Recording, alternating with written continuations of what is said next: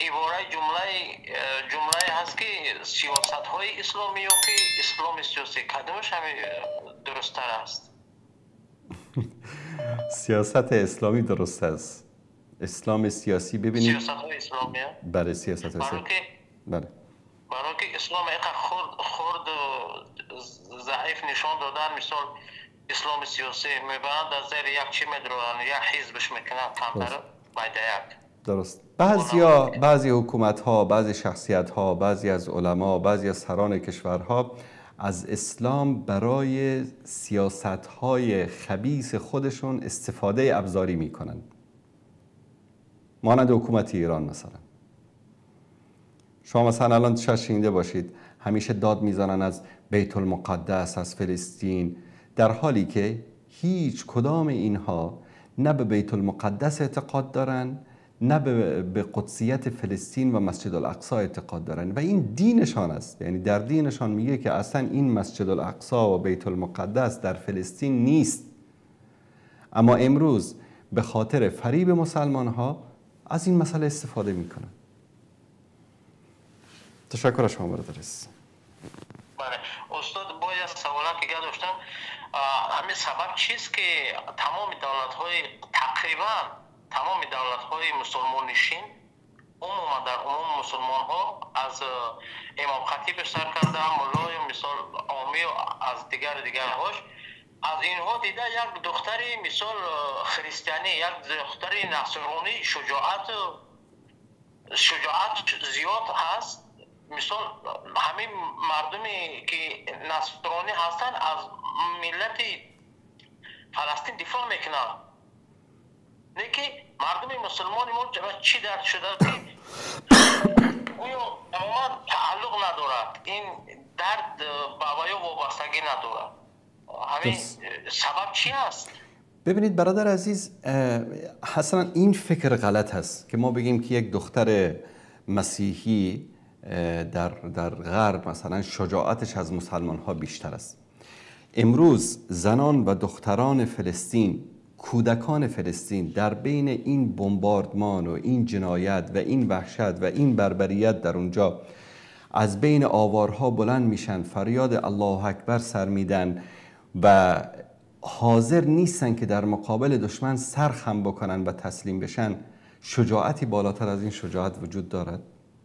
این همه علمای مسلمانی که در کشورهای مختلف فقط به جرم حقگویی زندان هستند، در همین تاجیکستان، شما تاجیک هستید درست است؟ در همین تاجیکستان آیا هزاران نفر از علما و دعوتگران امروز در گوشه زندان هستند یا نیستند؟ البته هستند. برای چی زندان شدن؟ به خاطری که شجاع بودن، نترسیدن، حق رو گفتن، زندان شدن. چقدر از علما کشته شدن در تاجیکستان، در دیگر کشورها. به خاطر چی؟ به خاطر یک شجاع بودن، حق رو گفتن. اما امروز متاسفانه بعضی از رسانه‌های مغرض میارن یک تصویر یک دختری یا یک زنی یا شخصی رو، من نمیگم اون شجاع نیست، اما اون داره در کشوری صحبت میکنه که وقتی از فلسطین دفاع میکنه جرم محسوب نمیشه، کسی اون رو زندان نمیکنه، کسی اون رو نمیکشه. اما اون امامی، اون عالمی، اون دعوتگری که امروز در کشوری که دفاع از فلسطین، دفاع از مجاهدین جرم محسوب میشه و بلند میشه و حرف حق رو میگه و میره زندان یا شهید میشه یا شکنجه میشه، شجاع واقعی او است. تشکر از شما برادر. سلامت باشید استاد. سلامت باشید. و این رو خدمت شما عرض بکنم که خیلی از مسلمان ها به این توجه نمی کنن. امروز یک جنبه رو می بینن، بله در این شکی نیست که کار خوبی است، کاری کنم می کنن، اما بیایم اونا رو بر مسلمان ها برتریت بدیم، افضلیت بدیم، نه اینا از مسلمان ها بهترن، اینا از مسلمان ها شجاعترن، اینا از مسلمان ها نمیدونم انسان ترن. نه، ببینید واقعا خنده‌دار است. الان مثلا در آلمان 4 تا آلمانی بلند میشن بر علیه اسرائیل تظاهرات میکنن، نه کسی اونا رو میکشه، نه کسی اونا رو شکنجه میده، نه کسی سرشون رو میزنه، نه کسی مادام اون رو زندان میکنه. درست است که این از انسانیتشون است. من بارها گفتم شاید یک نفر یهودی باشه، نصرانی باشه، حتی بت پرست باشه، کافر باشه، اما با وجدان باشه.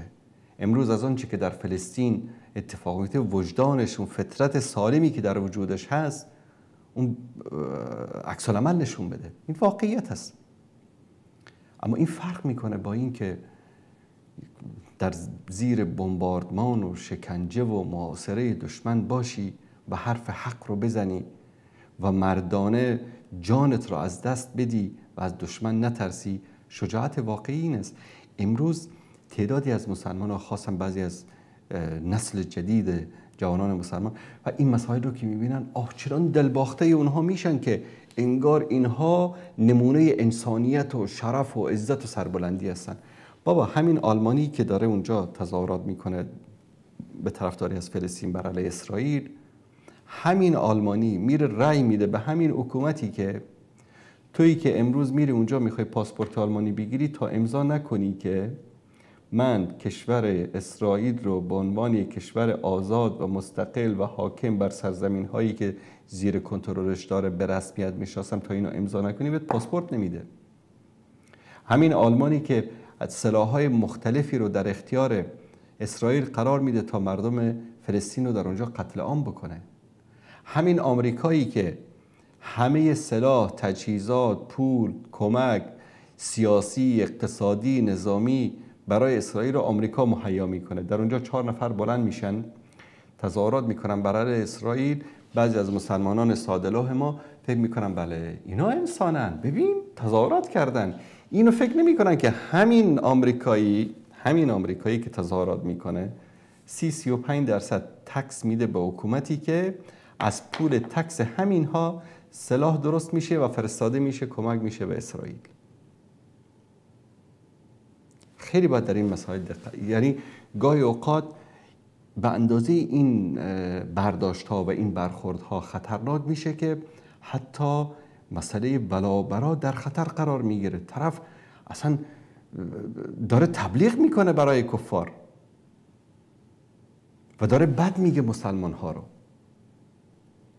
امروز مسلمان ها 4 تا حاکم ظالم و ستمگر و دیکتاتوری که بر بعضی از کشورهای اسلامی حاکم هستن، مسلمان ها اونا که نیستن، اونا نماینده مسلمان ها که نیستن. و خیلی از این ملت ها، به خدا قسم این ملت ها رو اگر آزاد بگذارن، باور کنید ملت مصر کافی است برای نابودی اسرائیل اگر بگذارن.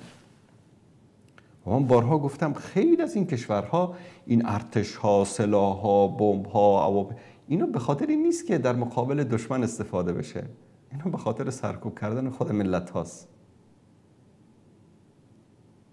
ما در مصر دیدیم ارتش مصر در مقابل اسرائیل جرأت نفس کشیدن نداره، اما در کودتایی که بر علیه رئیس جمهور شرعی و قانونی در مصر رخ داد، دیدیم که همین ارتش چگونه ملت بیچاره رو لطو پار کرد، به خاک خون کشید. چون این ارتش ها رو برای این نساختن که در مقابل دشمن، در مقابل کفار استفاده بکنن، برای این ساختن که ملت مسلمان رو سرکوب بکنن. و ما بدون در نظر داشت این واقعیت ها بیایم کفار رو بر مسلمان ها ترجیح بدیم، این اشکال عقیدتی ایجاد میکنه برای انسان.